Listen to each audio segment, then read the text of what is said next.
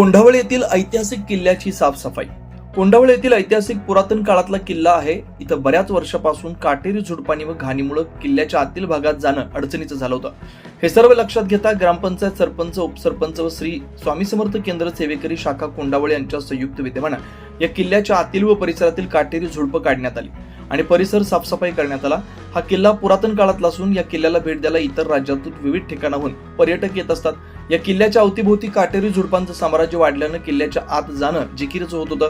हे सर्व लक्षात घेऊन ही साफसफाई करण्यात आली होती. काटेरी झुडपं काढण्यासाठी सरपंच गोपाल भिल यांनी मोफत जेसीबी उपलब्ध करून सहकार्य केलं.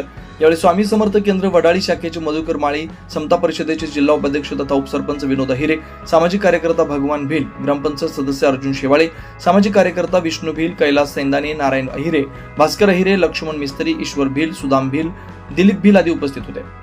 कोंढावळीतील किल्ला हा पुरातन काळापासून असून इथं काटेरी झाडं झुडपं यांच्यामुळे इथं पर्यटक व लोकांना भेट द्यायला, निरीक्षण करायला अडचण येत होते. हे बाब लक्षात घेता इथं काटेरी झाडं झुडपं काढून परिसर स्वच्छ करण्यात आला. हा किल्ला दिवसेंदिवस जीर्ण होतोय. बऱ्याच दिवसापासून किल्ल्याची दुरुस्ती व्हावी म्हणून मागणी आहे, तरी शासनाकडून याची लवकरात लवकर दुरुस्ती व्हावी अशी मागणी आहे. शासन आणि लोकप्रतिनिधींनी याची लवकर दखल घ्यावी असं मनोगत विनोद अहिरे, उपसरपंच ग्रामपंचायत कोंढावळ यांनी केले.